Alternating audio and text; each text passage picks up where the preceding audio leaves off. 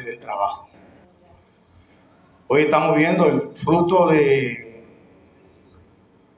este retiro, lo que Dios nos ha traído. Pero de forma individual, mucha gente no sabe lo que ha costado esto. Quizá de forma individual, cada quien puede hablar con su propio testimonio de las horas que se acostó orando, los días que invirtió, los ayunos. Cada quien sabrá qué hace.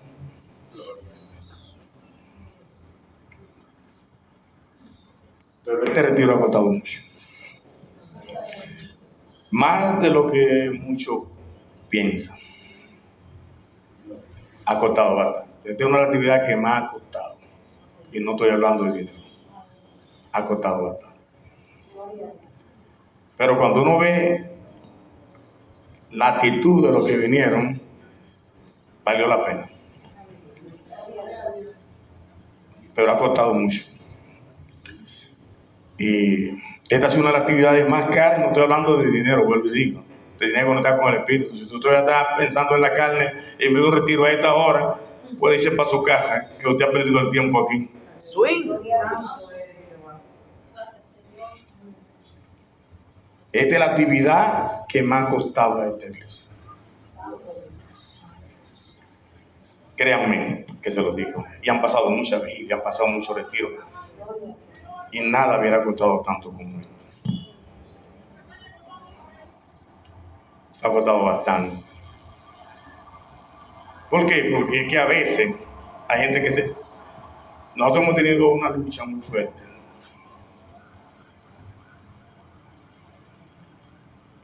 Lo que pasa es que por eso es que yo no soy tan emocional.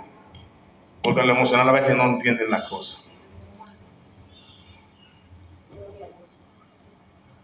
En medio de la alabanza, Cristina tuvo la visión y lo dijo. Pero en medio del menor poco le prestaron atención. Ella dijo lo que ha transcurrido en este proceso.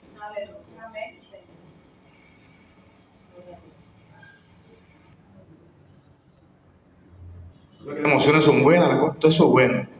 Pero a veces, como dijo Ale en el mensaje, la Ramón lo repito, a veces que pone oído.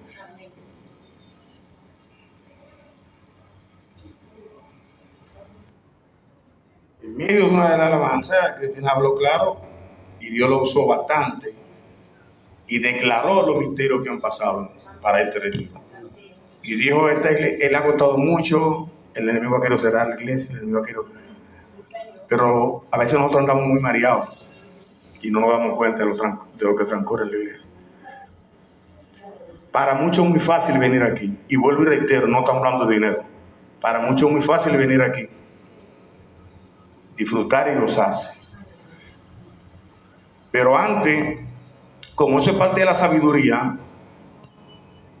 yo quiero hacer una pregunta, porque estamos hablando de la sabiduría de Dios, te libra de errores. Yo me gustaría hacer una pregunta para que usted no se la responda.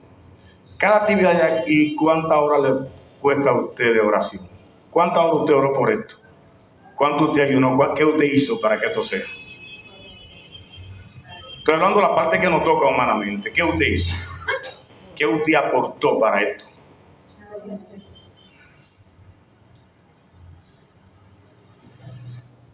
Porque eso también tenemos que analizar, eso es parte de la sabiduría. Y uno de los siglos tenemos que cerrar, que a veces venimos a la iglesia, siendo líderes, siendo bautizados, sabiendo que hay una actividad y lo más que oramos por rutina, pero no dedicamos ni una mañanita para hacer un ayuno, no dedicamos un par de horas para orar, aunque sea de a 15 minutos por día, para la actividad. Pero Dios es tan bueno que ahí es que cabe que Él siempre sigue siendo fiel. Porque a veces, hasta en medio de nuestra desobediencia, Él nos usa.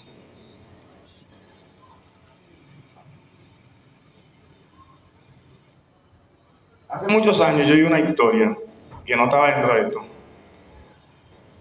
Claro, una historia no real, sino de alguien que escribió algo en Colombia, partiendo de una persona, pero le puso un chin de picantico, como dicen, para que la historia quizás sea más bonita. Fue como al Titanic, que le pusieron la parte romántica para que la puedan ver, porque eso no existió, pero la otra parte sí. Y hablaba de un hombre que cuando salía de la iglesia, salía a tomar. Y del dinero que le daban muchas veces, de ofrenda, cuando predicaba, sacaba mujer de esos negocios.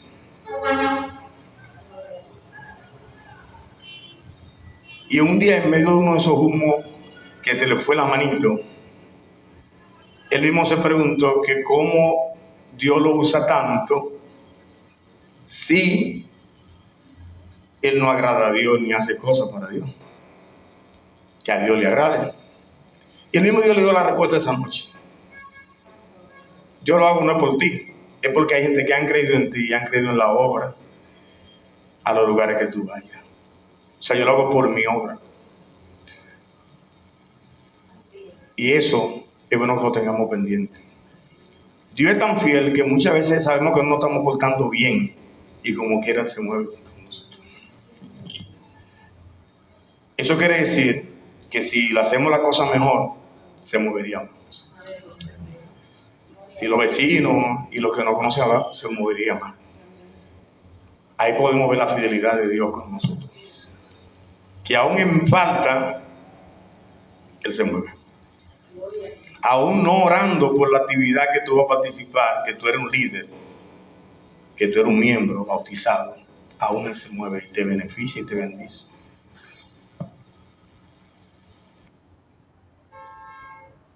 Y más cuando ponemos lo que yo he visto mucho, deseo de buscar la presencia de Dios. El que va a un culto es a buscar la presencia de Dios que tiene que ver. Y olvidarse de todo el mundo, ¿verdad que sí? Por eso, entre olvidarse de todo el mundo, parte de la sabiduría es, y quiero comenzar con esta otra tarea. Tú sabes que hay personas en la vida, uno se cae mucho, ¿verdad? Uno se da sus cayones. Pero hay muchas personas que no se levantan. ¿Saben por qué? Fácil, porque hay personas que no caen en el suelo, caen en la tumba. ¿Se está entendiendo? Caen, cuando te pasan por una situación, es muerto lo que cae, no se levantan nunca. Y a veces para levantarse hay que cargarlos. Y tú lo sacas de la tumba y ellos vuelven y se entran en la tumba. Guay. Porque es que hay gente que creen que los problemas ellos son los más grandes del mundo, son los únicos.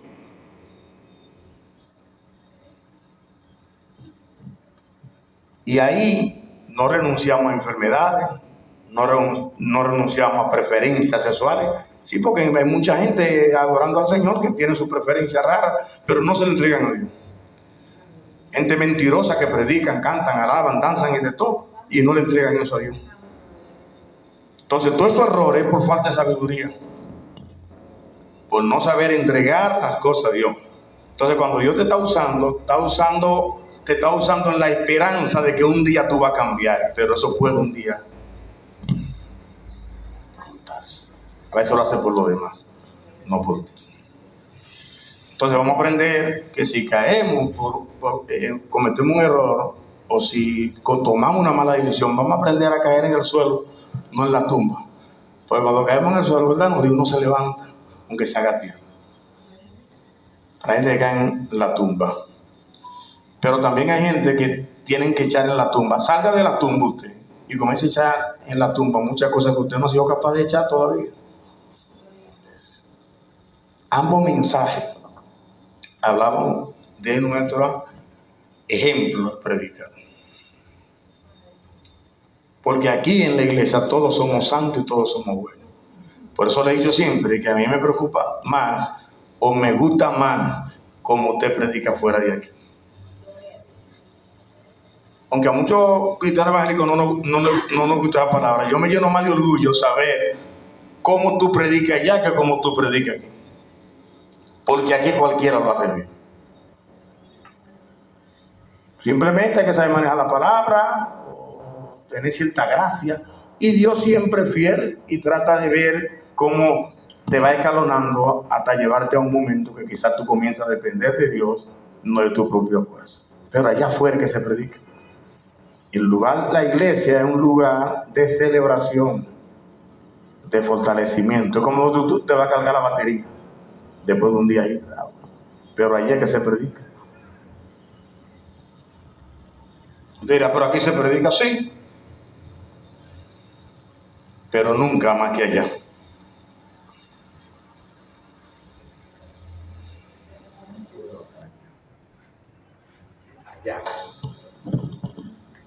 Vamos entendiendo. Entonces la sabiduría, ¿qué es la sabiduría que viene de Dios? Según la Biblia, para que entremos por ahí. La sabiduría que viene de Dios no es igual a la sabiduría humana. Algo que Dios siga bendiciendo a Valentina puso un ejemplo muy claro de eso.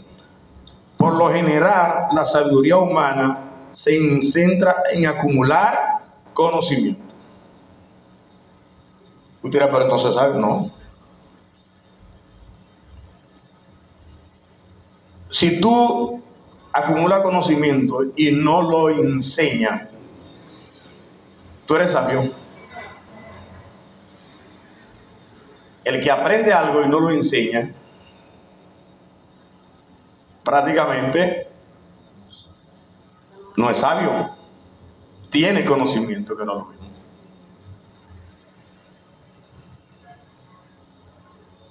Por ejemplo, yo he expresado varias veces que yo tengo un choque con Salomón. Porque la forma que Salomón vivió cuando envejeció, no lo hizo ver como un hombre sabio. Tuvo mujeres que Dios siempre dijo que no debió tener, ¿verdad que sí? Adoptó dioses, ¿usted sabe eso? Que yo no sé por qué se tapa tanto. Entonces yo tengo dentro de los hombres sabios, más sabios, yo tengo hombres más sabios que él desde mi punto de vista bíblico. Yo tengo a Esteban como más sabio que él, y yo tengo a Pablo como más sabio que él. Pero eso no va a entrar en debate, cada quien tiene su opinión. Porque Pablo cuando se arrepintió nunca cayó. Y Esteban nunca negó a su Dios. Pero si usted lee bien de Salomón, del sabio, cometió eso. ¿Por qué lo pongo de ejemplo? Porque no es que tú te creas sabio, no es que te promuevan como un sabio. Usted dirá, pero usted con esto se mete en un lío, se lo suben en la red, y yo, ¿qué me importa a mí que me metan en un lío? Porque van a comenzar los otros, los que más saben los que saben más que yo, a decir que no, que yo estoy equivocado. Pero el problema es que como él terminó, o él no adora otro Dios, hago la pregunta. Sí. Y no hay un solo Dios. Sí, señor. Entonces hay un choque. ¿Verdad que sí?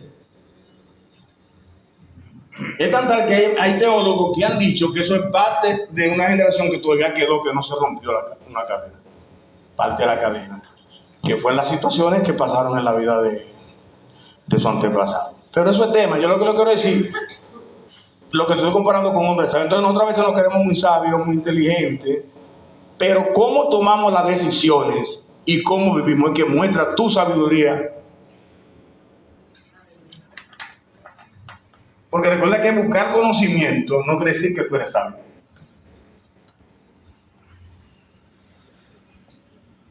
Tú buscas conocimiento muchas veces para aprender a trabajar, para acumular conocimiento, para discutir o para el conocimiento. Pero en cómo tú actúas es que muestra tu sabiduría. Entonces yo digo que Salomón fue un hombre sabio, pero hubo un tiempo que dejó de ser tan sabio.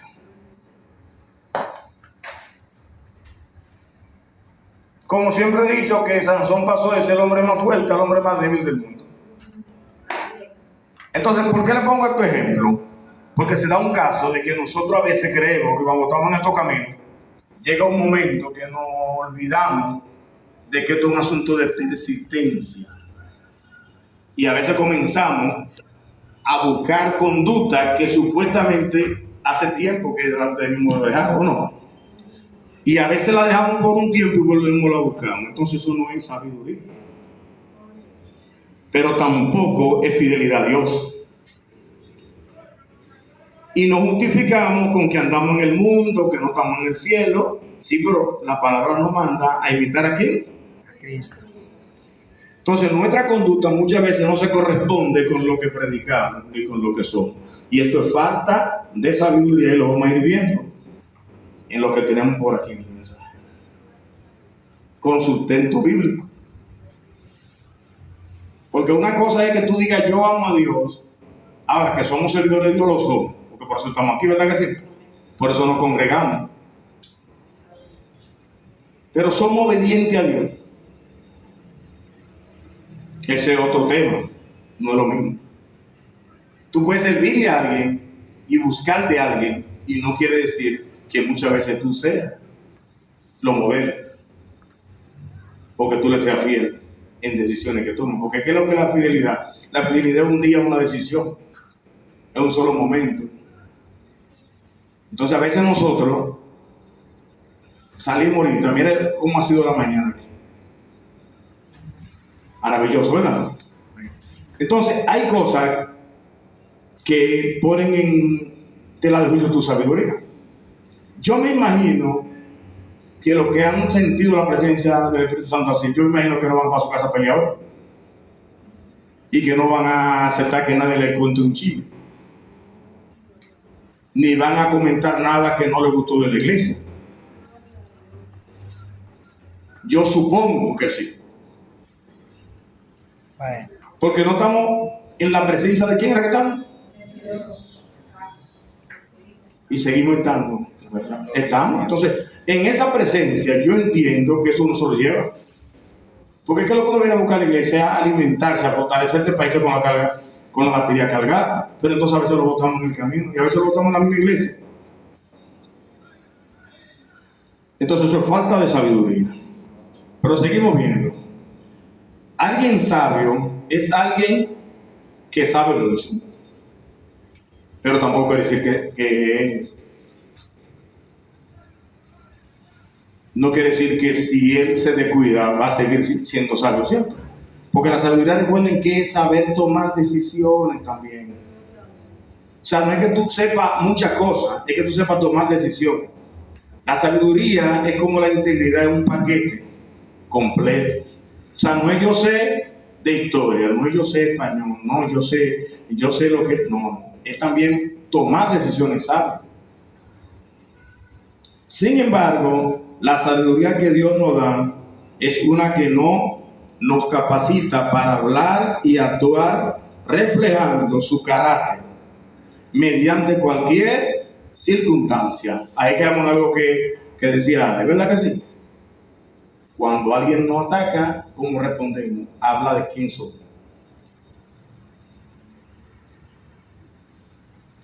La sabiduría de Dios es tan fuerte que fíjate que hay personas con poco estudio y miren cómo leen la Biblia, mira cómo Dios lo usa. Porque estamos dividiendo lo que viene del cielo y lo que viene. Entonces hay gente que cree que porque saben leer más que alguien, o porque han leído más libros que alguien, o porque han estudiado más que alguien, ya son más sabios que otros.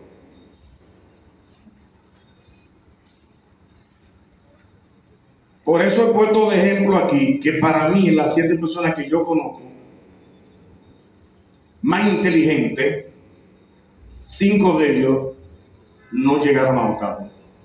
Y uno de ellos es así, nada más hay uno. De los hombres que yo, de la gente que yo conozco, cada quien tiene derecho a tener su numerar su gente. Para mí, las 2 personas más inteligentes y más sabias que yo conozco, no creo que puedan hacerte 2 líneas sin cometer muchas faltas. Escribir. No lo creo que lo puedan hacer. Y usted dirá, ¿cómo es así? Bueno, yo he aprendido más de ellos que de muchos sabios. Yo he aprendido de esas 2 personas que no son familia mía, pero sí me crió en una comunidad donde ellos están. Y a veces hasta lo llamo para que suban donde yo trabajo. Y mucha gente no sabe por qué yo lo llamo. Desde niño esa gente me enseñó mucho. Yo he aprendido más con ellos que con todos los maestros que yo he tenido en mi vida. Hablando de la universidad.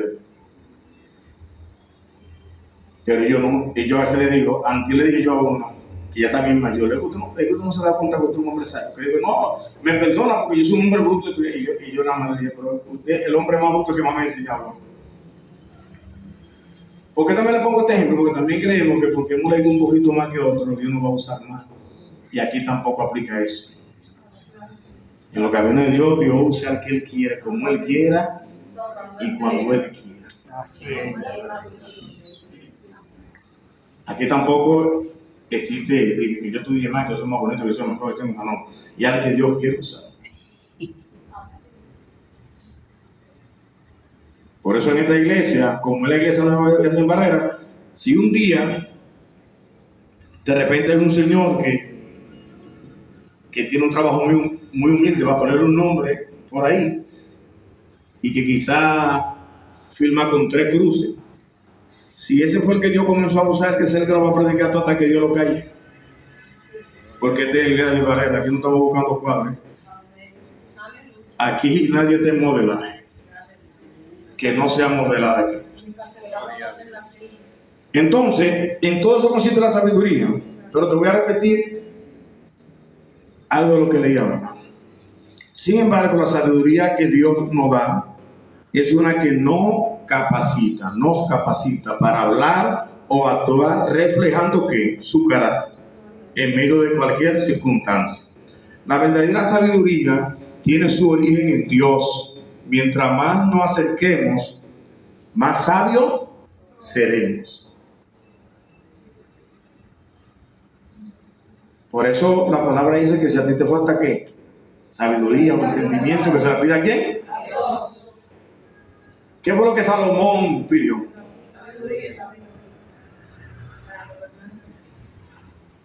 Sabiduría.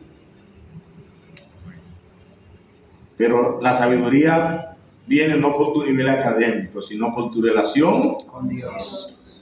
Y cómo tú busques a Dios. Y cómo tú seas obediente a Dios y a tu autoridad. Porque eso también tiene que ver mucho con eso. Como tú respetas a tus autoridades también. Amén.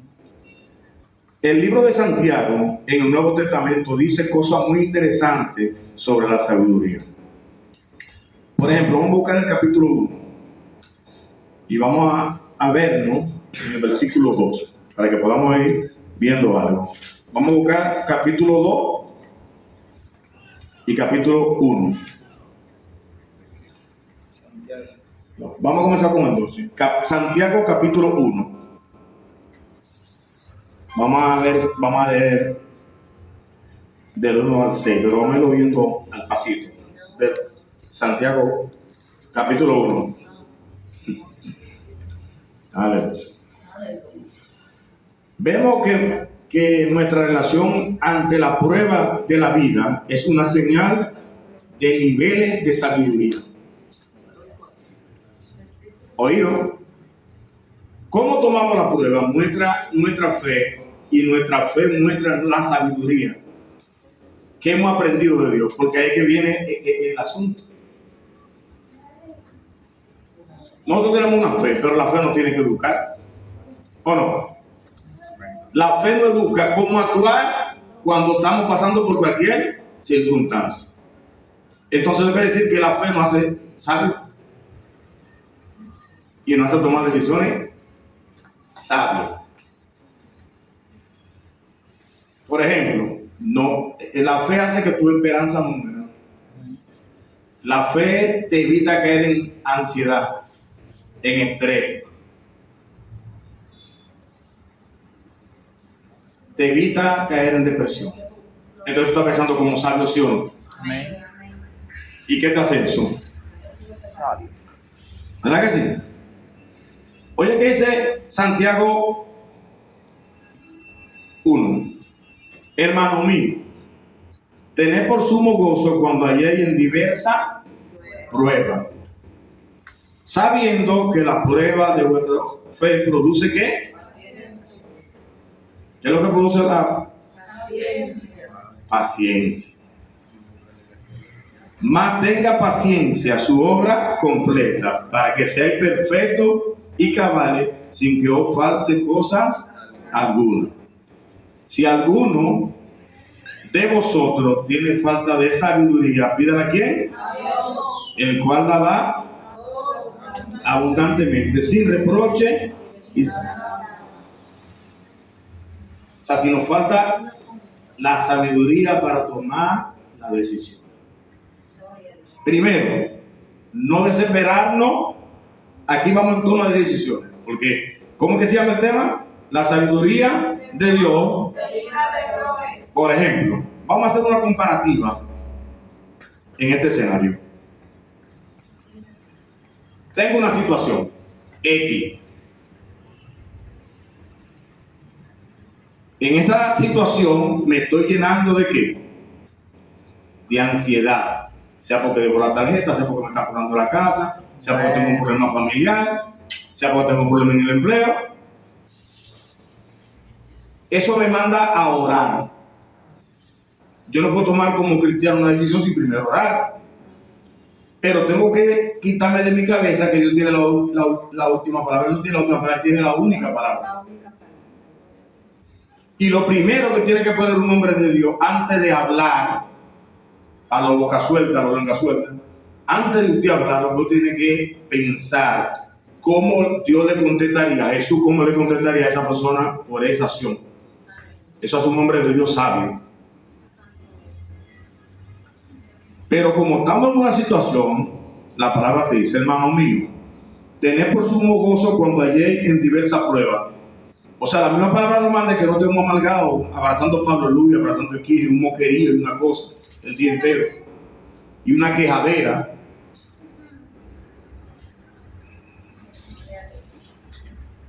Porque esto no se trata nada más de venir aquí a cantar una alabanza y brincar y saltar. Se van a poner en prueba. Mira, aquí no se canta una alabanza con mucha sabiduría, porque esto es una alabanza que te ayuda a levantarte y arrancar.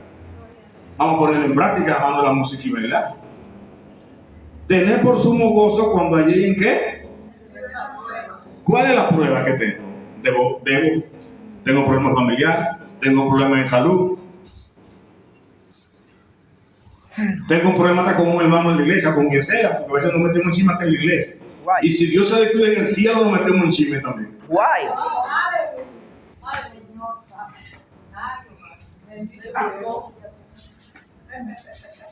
Es que nos gusta, porque siempre queremos buscar la contra a todo. Primer fuetazo por la costilla. Entonces, estamos en diversas pruebas. Entonces, ¿qué nos dice? Tener por sumo gozo. O sea, gózate en la prueba.